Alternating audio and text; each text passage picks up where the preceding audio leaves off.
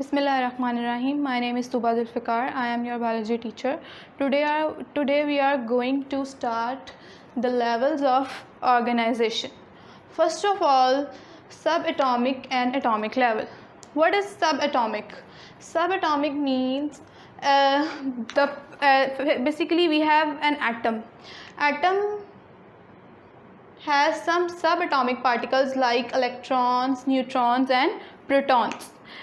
कोई भी living organism होगा तो जब उसको मैन्युफैक्चर मतलब जब वो स्टार्ट होगा ग्रो करना तो सबसे पहले उसका जो लेवल होगा वो होगा सब atomic level and then atomic level. Atomic levels में ही हमारे पास सब एटॉमिक लेवल आ जाता है. मीन्स कि हमारे पास एक एटम है, उसके अंदर इलेक्ट्रॉन, प्रोटॉन और न्यूट्रॉन प्रेजेंट होंगे. अब all types of matter are made up of elements. अब एलिमेंट्स में हमारे पास सिंगल काइंड ऑफ एटम होगा. Single kind of atom means कि हमारे पास 16 बायो एलिमेंट्स हैं. 16 बायो एलिमेंट्स का मतलब ये है कि किसी भी लिविंग बॉडी में 16 ऐसे एलिमेंट्स होंगे जो भी प्रेजेंट होंगे, एलिमेंट्स जो लिविंग बॉडी में प्रेजेंट होंगे, उसकी वजह से उनको कहेंगे बायो एलिमेंट्स. अब यहाँ पे हमारे पास जो 99% जो बॉडी मैस है ना वो कंसिस्ट करता है oxygen, carbon, hydrogen, nitrogen, calcium और फॉस्फोरस पे. उसके अलावा 1% डिफरेंट ट्रेस एलिमेंट्स हैं जो ट्रेस अमाउंट में, लिटिल अमाउंट में प्रेजेंट होते हैं. ये तो हो गया हमारे पास एटॉमिक और सब atomic level. Then comes molecular level. अब कोई भी एलिमेंट होगा वो आइसोलेटेड फॉर्म में प्रेजेंट नहीं होगा. मतलब ना तो हाइड्रोजन इस तरह अकेला मौजूद होगा किसी बॉडी में, ना नाइट्रोजन ना कैल्शियम.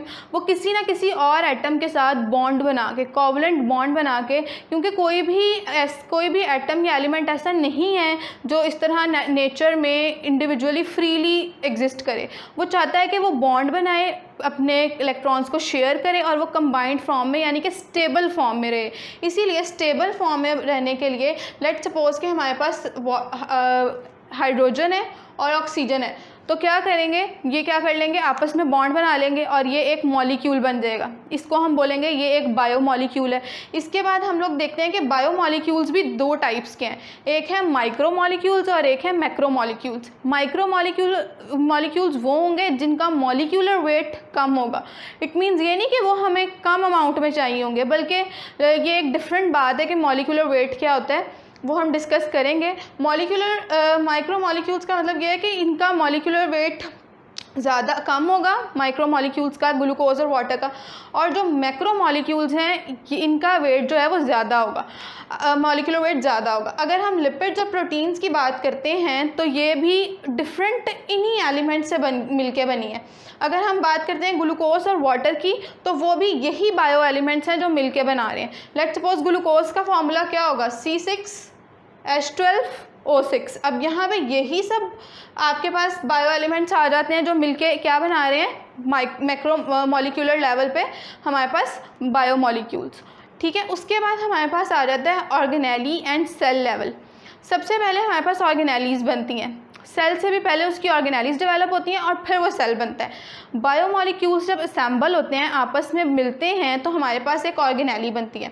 हर ऑर्गेनेली का एक स्पेशलाइज्ड फंक्शन होता है.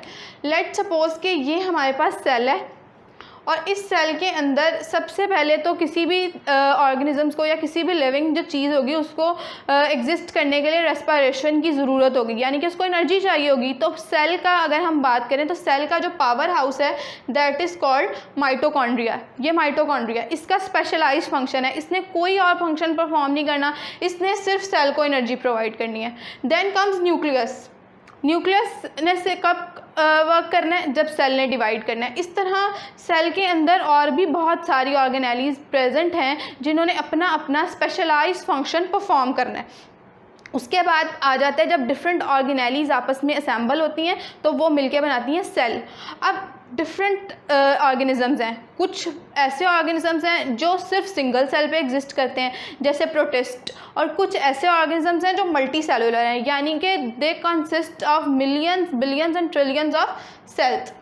Then comes tissue level. When जब सिमिलर सेल्स आपस में मिलते हैं और सिमिलर फंक्शन परफॉर्म करते हैं तो हमारे पास क्या वो बनता है, फॉर्म होता है टिश्यू। अब टिश्यूज़ जो होंगे वो एनिमल्स में भी डिफरेंट टिश्यूज़ हो सकते हैं और प्लांट्स के अपने डिफरेंट टिश्यूज़ हो सकते हैं। जैसे जो प्लांट्स हैं उनके अंदर अगर हम देखें तो हमारे पास अगर लीफ है तो लीफ की जो सरफेस है हम कहेंगे यहाँ पे एपिडर्मल टिश्यू प्रेजेंट होगा, ग्राउंड टिश्यूज़ होते हैं। इसी तरह जो एनिमल्स हैं उनके अंदर मसल्स टिश्यूज़ होंगे, नर्वस टिश्यूज़ होंगे। तो सिमिलर सेल्स, जब सिमिलर सेल्स आपस में सिमिलर फंक्शन परफॉर्म करते हैं तो वो क्या बनाते हैं, टिश्यू। और this level of organization is called tissue level. Then comes organ and organ system level. अब जैसे मैंने आप लोगों को पहले बताया कि हमारे पास मल्टी सेलुलर ऑर्गेनिजम्स भी होते हैं और यूनिसेलुलर ऑर्गेनिजम्स भी होते हैं। अब हम लोग बात करते हैं यूनिसेलुलर, तो ऑर्गेनेलीज पे ही रहते हैं।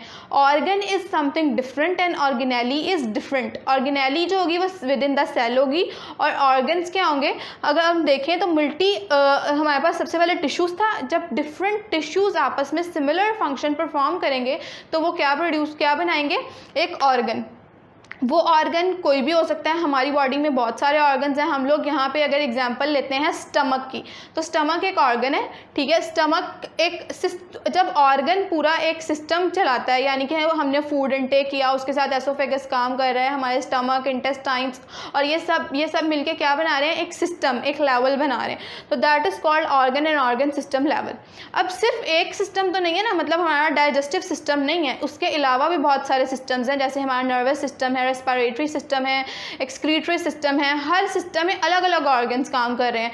हमारे एक्सक्रीटरी सिस्टम में किडनीज काम कर रही हैं, हमारा नर्वस सिस्टम है, उसमें हमारा ब्रेन और स्पाइनल कॉर्ड वर्क कर रहा है। इसी तरह बहुत सारे और सिस्टम्स, जब ऑर्गन्स आपस में ऑर्गेनाइज्ड होते हैं तो वो क्या बनाते हैं, एक पूरा इंडिविजुअल।